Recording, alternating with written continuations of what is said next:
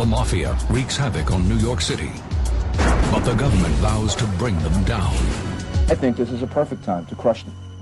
Undercover agents put their lives on the line. You had to be very willing to take risks. The evidence mounts.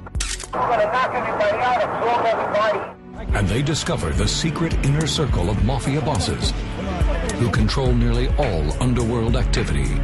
It was electrifying. They were working together. The questions and answers. The story behind the mob on trial. Next, on the Final Report.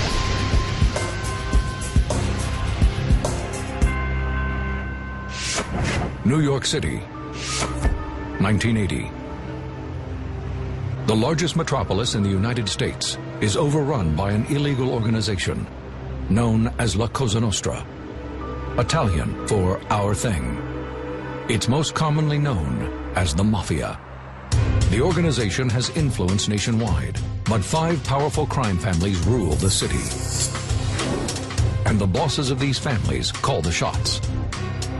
The suspected leaders: Gambino boss Big Paul Castellano, Genovese boss Anthony Fat Tony Salerno, Bonanno boss Philip Rusty Rastelli, Lucchese boss Anthony Tony Ducks Corallo, and Colombo boss Carmine the Snake Persico.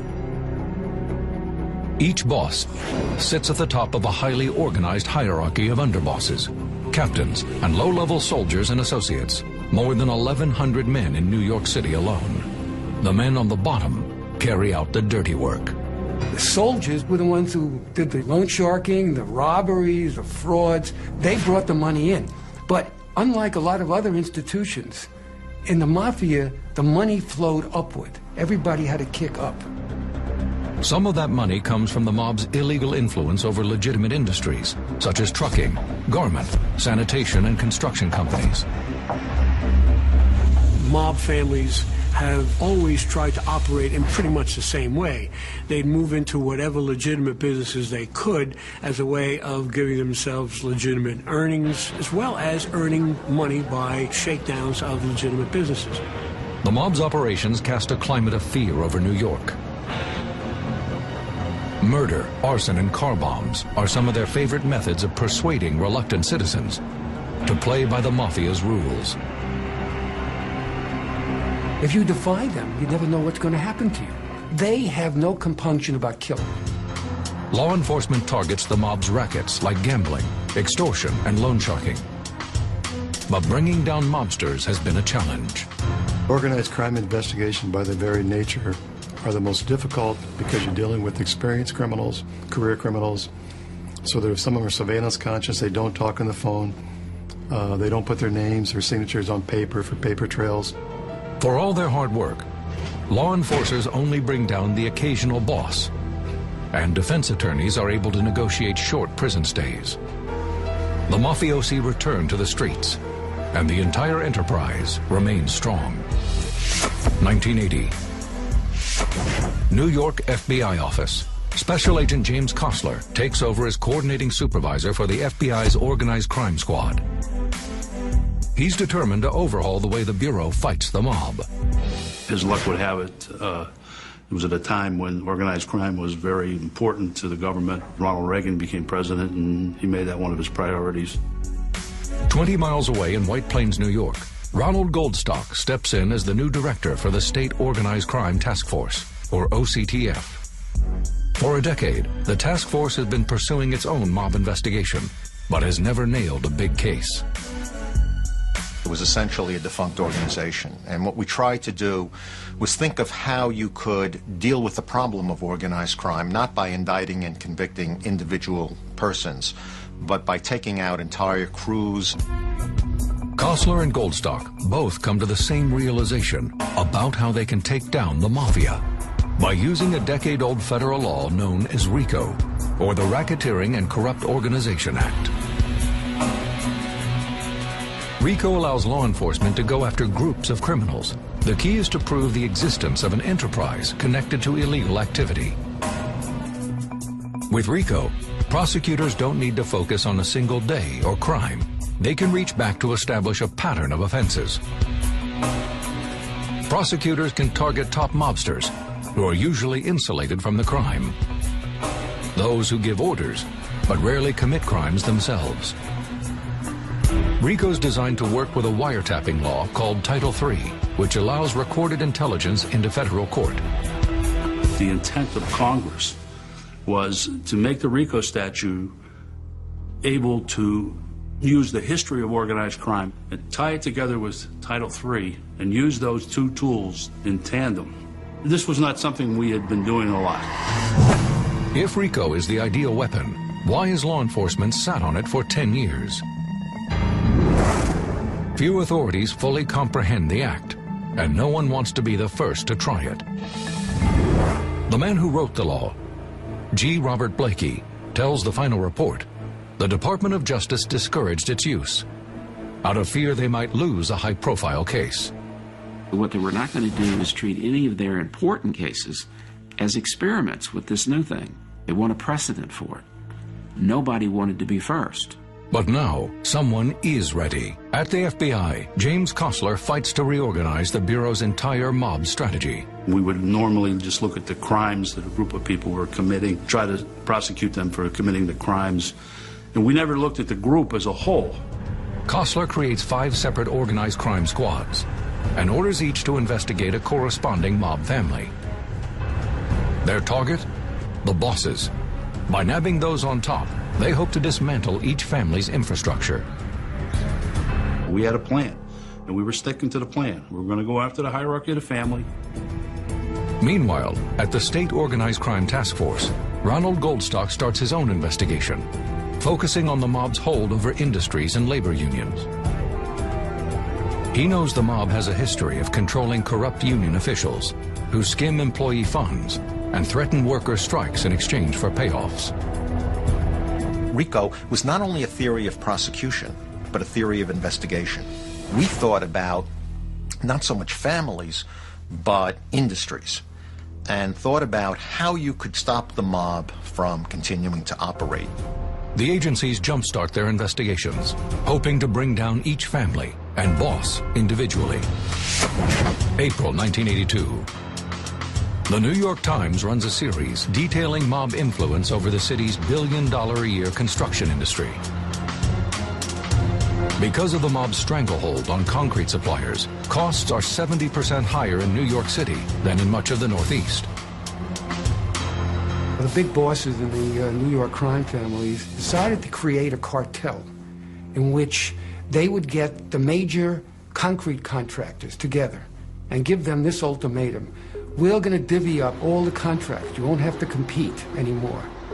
The mob then takes a 2% cut of every deal, so contractors raise their rates to cover the extortion. Chosen contractors who split kickbacks with the mafia bosses are known as the Concrete Club. Refusing to join has serious repercussions. You had no choice but to join the association and abide by its rules, and failure to do so would cause economic harm, physical harm, even death. Investigators see concrete as a way to make their case, but they still need hard evidence. They hope a surveillance and wiretapping campaign, where mobsters might implicate themselves on tape, is the key to bringing them down. October 14th, 1982. Thank you very much. President Ronald Reagan declares the mafia's power is reeling out of control. The existence of this nationwide criminal network and its willingness, and too often its success, in corrupting and gaining protection from those in high places is an affront to every law-abiding American. To him, the reasons for the mob's success are clear. Vows of secrecy and loyalty, insulation of its leaders from direct criminal involvement, bribery and corruption of law enforcement and public officials. He orders the FBI to forge close ties with New York State authorities. Both agencies will launch an extensive surveillance campaign to infiltrate this secret world. What we were doing was so important and so exciting that we wanted to accomplish this. The secrets they hear will open the door to the mob underworld. Now when you got a guy that steps on a line and this and that, now you got the web. A strong union makes money for everybody, including the wise guys. That, along with more questions and answers, when the final report continues.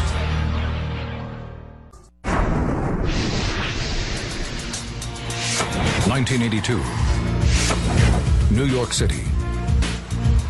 Nearly all 7 million residents here indirectly pay tribute to the city's 5 ruling mafia families. The garment industry, the waterfront, the Fulton Fish Market, garbage collection, every aspect of construction. There was no aspect of any big industry, critical industries in New York, that the mob didn't get a share. They controlled, all kinds of legitimate businesses that, increased the cost of those businesses, goods, and services to John Q. Public. FBI and state task force agents want to end the mob stranglehold. They hope to gather evidence of a criminal enterprise through widespread wiretapping. But breaking through to the tightly guarded mob underworld will be dangerous.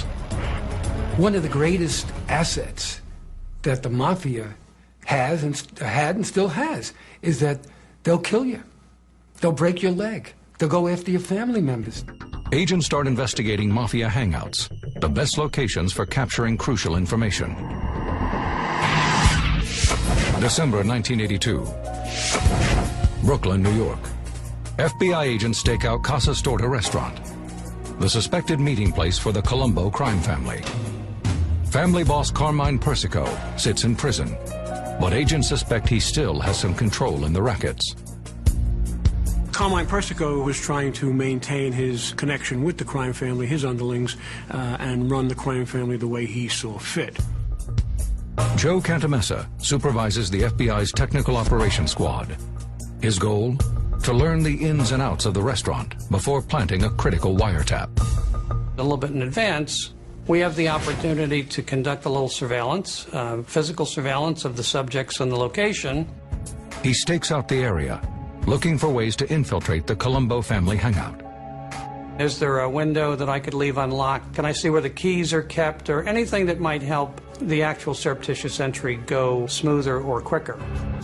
While dining there, Cantamessa observes that the Colombos use one table for official mob business. He'll need to gain access to the crawl space overhead to make the bug effective. It's a dangerous mission. If any Colombo members catch him in the act, he could be murdered. 3 a.m. On a December night, Cantamessa and other agents pick a lock on the restaurant's metal gate to gain entry. They access a cramped crawl space and plant a microphone, but their work isn't done. The agents realize they need to risk re-entering the next night to attach the transmitter. Unless you get to look in the details and the nooks and crannies, see the crawl space, sometimes you just can't do it all in one night. They return to the restaurant and risk getting caught on the mob's home turf. But after an hour, the agents escape unnoticed. The job's a success. Agents become particularly interested when they overhear the conversations of a key mob soldier named Ralph Scopo. They run a background check on Scopo and find that he's also president of the New York Concrete District Workers Council. This is a key find. Infiltration of labor unions is the cornerstone of the mob's economic success. Along with being a Colombo soldier, it gave him sway over contractors who were involved in major construction projects in Manhattan. FBI agents realize they need more information and plant bugs in Scopo's office and car. They discover Scopo uses his position to threaten worker strikes. The concrete suppliers, afraid of lost business and profits, pay off the Colombos to keep the union off the picket lines. Those companies, who work in both the public and private sectors, make up the so-called Concrete Club. Investigators believe that exposing this extortion racket could bring down the entire family, including boss Carmine Persico. Scopo was the guy who made sure that each of the crime families got their cut. And there was one conversation where a Colombo soldier was talking to him about a big major construction project that he was looking to get involved in, and Scopo made sure to tell him that, no, wait a minute, it's $10 million. The commission has to get a piece of it. This isn't the first time authorities have heard this term, but they still wonder, what is the commission? Investigators believe it's the mob's ultimate ruling body. Over the years, earlier wiretaps have vaguely mentioned the commission, but investigators know little to nothing about it, though they believe the 5 New York bosses sit on the board. Agents believe that these men have the final word on mob policy and business, but have no hard evidence confirming its existence.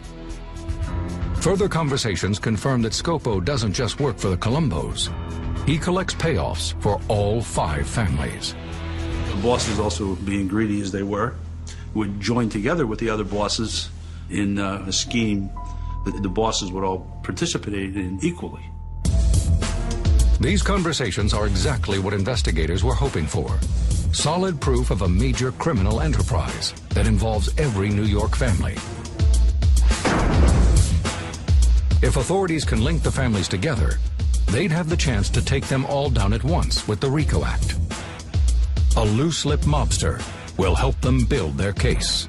We're going to knock everybody out. We're going to knock everybody out, absorb everybody. So whoever stays in there, we'll allow us to stay in there. That, along with more questions and answers, when the final report continues.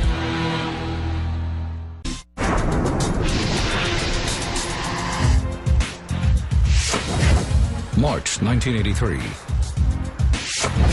New York City. Federal and state authorities have launched a widespread wiretapping campaign against the New York Mafia. While investigators pore over Colombo family conversations, the state task force targets suspected Lucchese boss Tony Dux Corallo.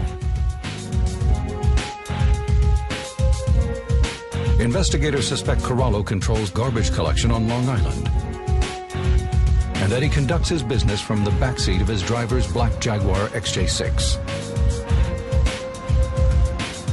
We recognized that if we had a bug in the car, we could overhear the conversations, and we would not only have a better understanding of the industry, but we'd have the evidence to do what we wanted to do.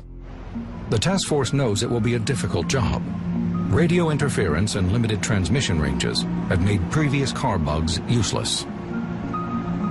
This man, Tony Angiulo, who still works undercover for the task force, is determined to make this bugging successful. We went to a car dealership, provided the same car, and we got to look at it and find out how we were going to approach this. Angiulo and other agents practice installing wiretaps and an exact copy of the Jaguar Corallo uses. Once inside, they determine they'll need 5 uninterrupted minutes to finish the job.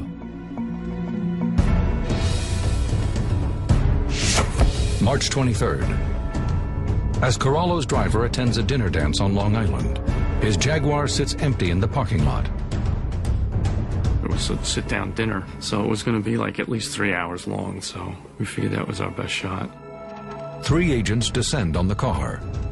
Their moves are quick and precise. You had to take a portion of the car apart, install the device, and then put it back together without it looking like it was taken apart. Using strips of electrical tape, they attach a microphone and a transmitter to the inside of the dashboard. Then they connect the 2 devices to the car's battery, which will provide them with power. The job takes less than 10 minutes, and the agents disperse. There were a lot of challenges that we had to meet, and we met them. It was a big accomplishment. But there's an immediate problem: recording a constantly moving wiretap. To do it, tailing agents use a receptor to receive signals from the Jag, then transmit them to a recording van a mile away. Their hard work pays off. Sal Avellino, the inquisitive driver for Tony Corallo, leads his boss into some incriminating conversations. Within days, we had Corallo saying that he was the boss of the Lucchese crime family, something that had not been gotten before. Corallo's admission that he's the boss implicates him in the organization and helps investigators prove their RICO case.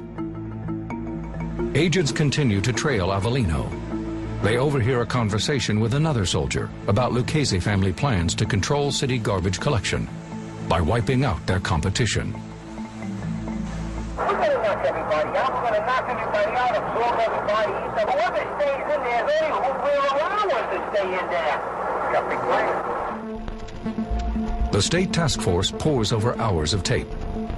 It was exciting because every day he would expose more of what they were up to, and you'd find out all kinds of details about how they thought.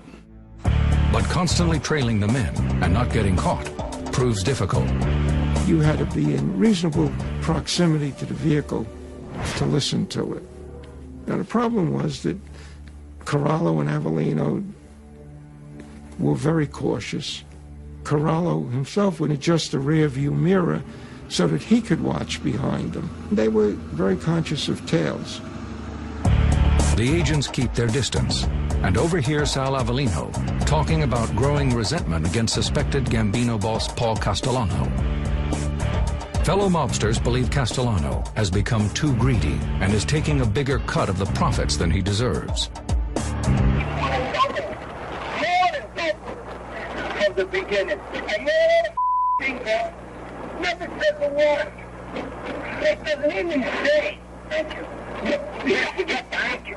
Thank you, I don't expect it. I'm not expecting, but he doesn't even say, geez, you know, this is really getting, you know, I mean, it went from 2,000, 5,000, 10,000, 20,000, 30,000. This implicates Castellano in a mob racket, but authorities still need the Gambinos on tape. The FBI is on the job, staking out Castellano's stately Staten Island home. March 1983. Staten Island, New York. Big Paul, nickname for his imposing 6'2" frame, took over as boss in the 1970s. He projects the image of a sophisticated Wall Street banker, but manages more than 400 foot soldiers who carry out his dirty work. That way, Castellano doesn't have to commit the crimes himself, but investigators hope he'll discuss his role in the rackets on tape. The FBI turns once again to Joe Cantamessa, the agent who successfully bugged the Colombo hangout in Brooklyn. Intensive surveillance breaks into several pieces. One, of course, is the location to see who comes and goes. Second is the subjects, or those that have access to the location, who has the keys, who has alarm codes. Castellano's home has many obstacles, an extensive alarm and video surveillance system, and a constant flow of associates coming and going. There was rarely, if ever, an instance that the house was not occupied by someone. Cantamessa tells the final report he and another agent pose as cable television repairmen to access Castellano's home. It's a dangerous operation. Blowing their cover could result in death. You had to be very daring and very willing to take risks, calculated risks. The other agent keeps watch outside, while Cantamessa figures out where to install the bugs and transmission lines. This transmitter will allow agents to eavesdrop from a listening post in a nearby apartment. Cantamessa knows from tipsters that Castellano conducts business at a large table near the kitchen and decides this is the perfect place for the bug. The agent solicits the help of a Gambino soldier to make the job less suspicious. When I'm with the subject, they want to watch, they get to help. That may be hold a wire, hold a flashlight, can you hold a screwdriver? He successfully plants the microphone and leaves the house undiscovered. The microphone install went as planned and worked perfectly until the lightning thunderstorm that evening. The storm halts transmissions to the listening post. Cantamessa will have to re-enter the home. Luckily, Castellano and his bodyguards buy the repair act. A few hours later, Big Paul's voice comes booming across the transmissions. From those conversations on that bug, the FBI managed to prove that Paul Castellano was the head of the Gambino crime family and that there was some connection between all crime families. The connection that all 5 families are in on the construction racket, the so-called Concrete Club. It was electrifying. You came to realize very, very quickly that the families were not distinct and apart. They were working together. Now that investigators know the mob operates as one organization, run by a commission of bosses, they can do something they never thought possible. Use RICO to prosecute all the families together. The significance hadn't really become clear until after the job was actually performed.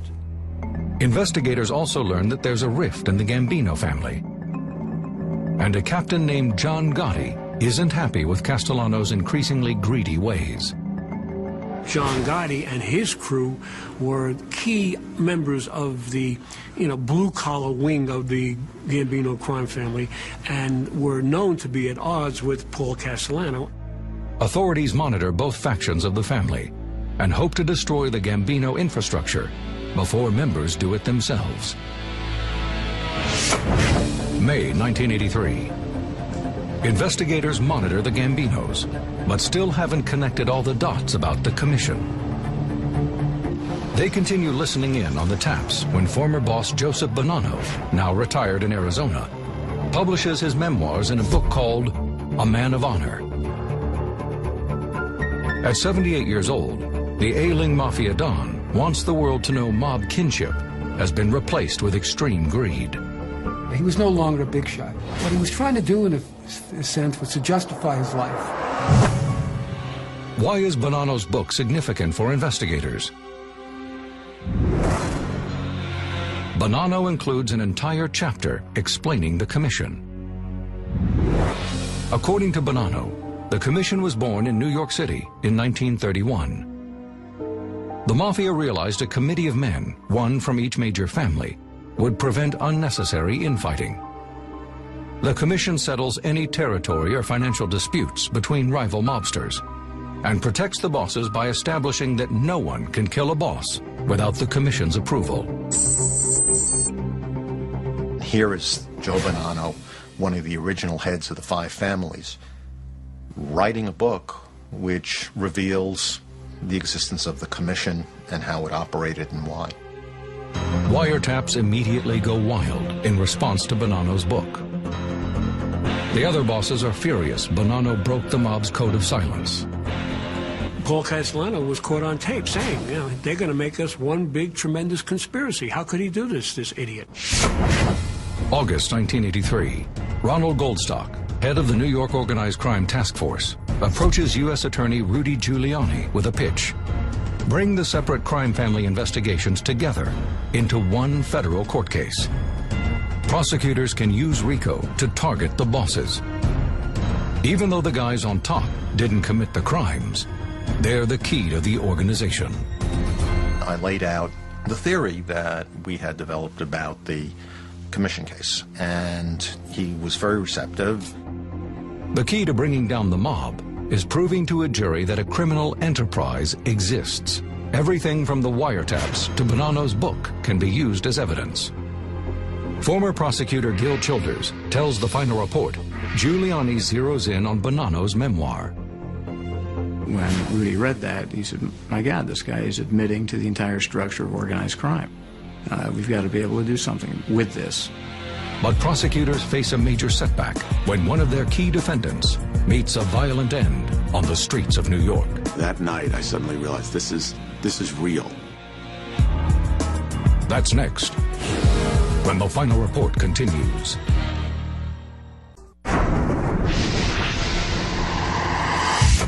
September 1983. FBI and state task force agents are in the midst of a widespread surveillance campaign against the New York mob. They've already bugged some members of the commission, like the bosses of the Lucchese, Gambino, and Colombo families, and are compiling some hard evidence, such as this conversation of a Lucchese capo and driver for family head Tony Dux Corallo, recounting a disagreement he had with the head of a local union.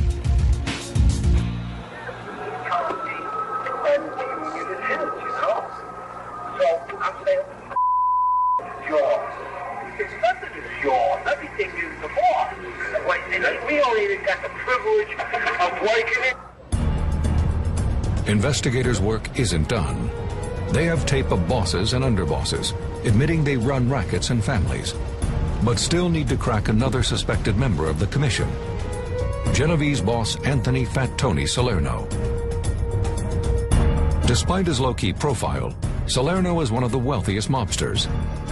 Based in Harlem, he controls a $10 million a year loan sharking racket. East Harlem, New York, December 1983. FBI agent Joe Cantamessa checks out the Palma Boys Social Club, Salerno's favorite hangout. He hopes to record meetings between Salerno and his top henchmen. Without the taps, prosecutors will have a difficult time linking the Genovese crew to the entire operation. The agent immediately spots a challenge, a huge metal grate that's blocking the entrance and guaranteed to make a lot of noise. We had information from the surveillance activities that after this particular grate was unlocked, it was one of the noisiest roll-ups the surveillance team had ever heard before.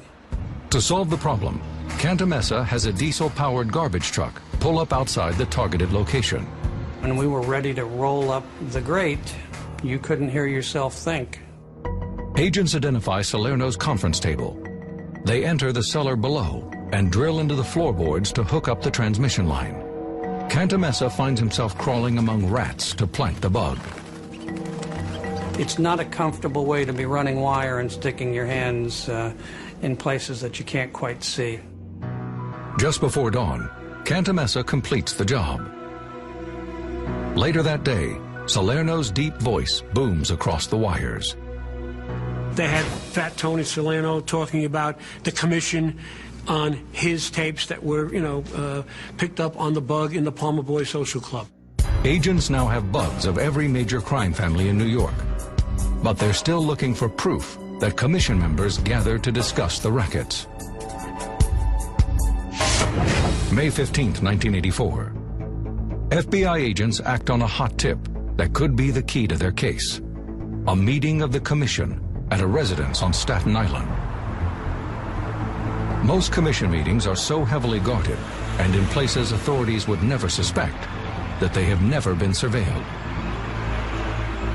A soldier in each of the crime families would drive one of its leaders to a specific secure location. Essentially, it's designed to be in a location that the FBI and law enforcement would not suspect.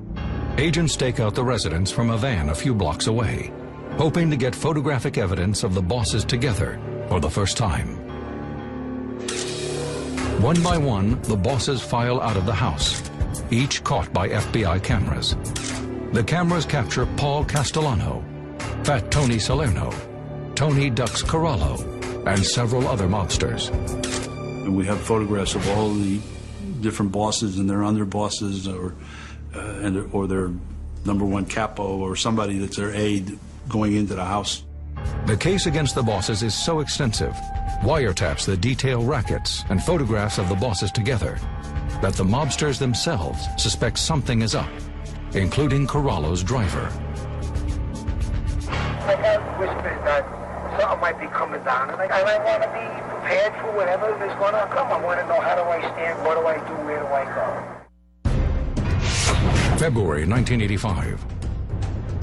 With hard evidence in the form of photographs and wiretaps, U.S. Attorney Rudy Giuliani is ready to reveal a massive indictment. There was a tremendous amount of energy. Everyone understood that this was going to be a complete groundbreaking case. But before the official announcement, local news stations receive a tip about the plan. One station calls FBI Supervisor Jim Kostler for comment. I said, we got a problem. These guys will check themselves into hospitals, they'll be on the run, whatever it might be. We got to do this now. A band of federal agents and cops race across New York City to make arrests. Within an hour, police arrest the biggest players: Gambino boss Big Paul Castellano, Lucchese boss Tony Dux Corallo, and Genovese boss Fat Tony Salerno. Carmine the Snake Persico is presently in federal custody on another charge naming him boss of the Colombo crime family. Bonanno boss Philip Rusty Rastelli is not indicted, but is also already in jail on other charges. Retired boss Joe Bonanno claims medical incapacity and refuses a personal plea from Rudy Giuliani to cooperate. February 26, 1985. I would say this is a very major blow against the mafia in New York, and I think it helps throughout the United States because the New York... Giuliani officially announces the 15-count indictment against the New York bosses and representatives from the 5 crime families. Prosecutors charged the 9 men participated in a nationwide commission that controlled mob activities, including drug trafficking, loan sharking, gambling, and labor racketeering. The indictment doesn't keep all the wealthy bosses off the street for long. December 18, 1985. Gambino boss Paul Castellano is free on a $2 million bond. Giuliani and the FBI believe their strongest case is against Castellano. He runs an extensive operation with more than 500 associates. But investigators know from key wiretaps that many of the family members are deeply dissatisfied with Castellano's leadership. We'd heard about some secret meetings, and we knew something was up, but we didn't have any specific information about it. 5:45 p.m. Rush hour traffic fills the streets of Midtown Manhattan. Castellano's black sedan pulls up outside Sparks, a steakhouse on 46th Street. As Castellano opens his door, men in trench coats descend upon the car. 3 gunmen open fire on the boss, sending 6 bullets into his head and torso. The assassins shoot his underboss, Tommy Bellotti, 4 times. The gunmen escape into the thick crowd of pedestrians. Castellano's head rests on the door jamb of the car. His underboss's body lies in a pool of blood on the street. Both men are pronounced dead at the scene. I was very much struck by the gravity of the case. That night, I suddenly realized this is real. These guys are out there killing each other and terrorizing people. It was very sobering. Within hours, investigators target the man they believe has the most to gain from Castellano's death, Gambino Captain John Gotti. Agents hear from informants that Castellano wanted to disband Gotti and his crew after they were busted for drug trafficking. Paul Castellano was furious at John Gotti and his crew. He blamed his crew for the problems he was facing. Gotti's power grab works.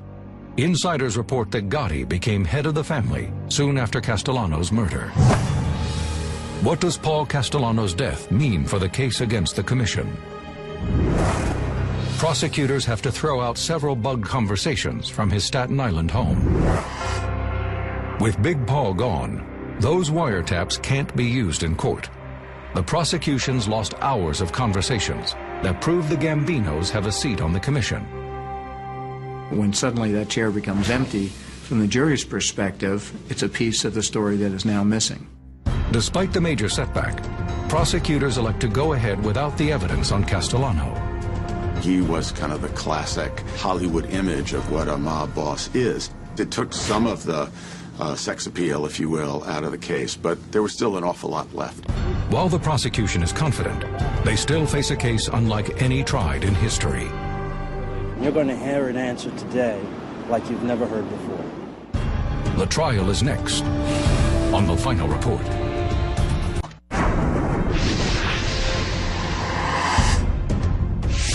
September 8, 1986.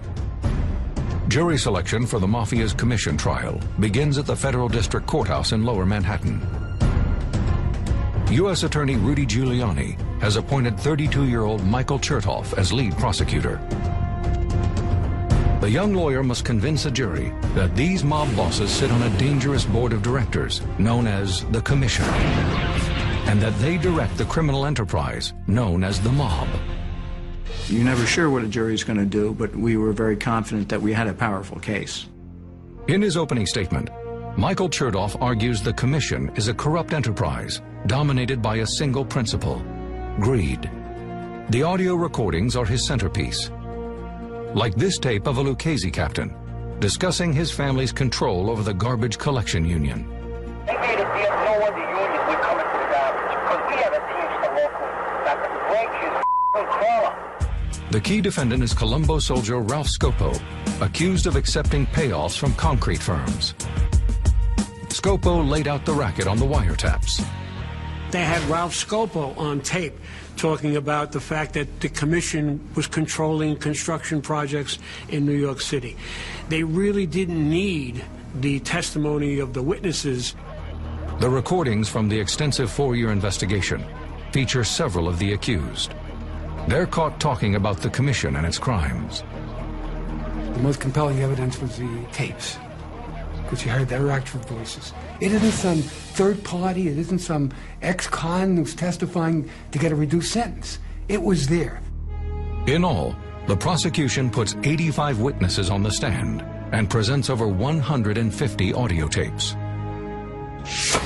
September 18, 1986. Answer these charges. You're going to hear an answer today like you've never heard before. Defense attorney Samuel Dawson, who's representing the underboss of the Lucchese's, tells jurors something that has never been said in open court. The mafia and the commission exist. It was very surprising. No defense lawyer had ever before conceded that there really was a such thing as La Cosa Nostra. Why does the defense admit the mafia exists? It's impossible to refute the hundreds of hours of taped evidence. But, they argue, being a member of the mob doesn't make someone a criminal. My client was riding around in that car, and there wasn't one word that came out of his mouth that indicated any activity on his part of a criminal nature. Defense attorneys depict the commission as an underground business circle. It doesn't authorize murder, but settles disputes to avoid conflict. Defense lawyers were stuck in trying to figure out a strategy, trying to do something with these defendants. November 19, 1986. After 5 days of deliberation, jurors deliver their verdict. Fat Tony Salerno, Tony Ducks Corallo, Carmine the Snake Persico, and 5 of their associates, guilty on all charges.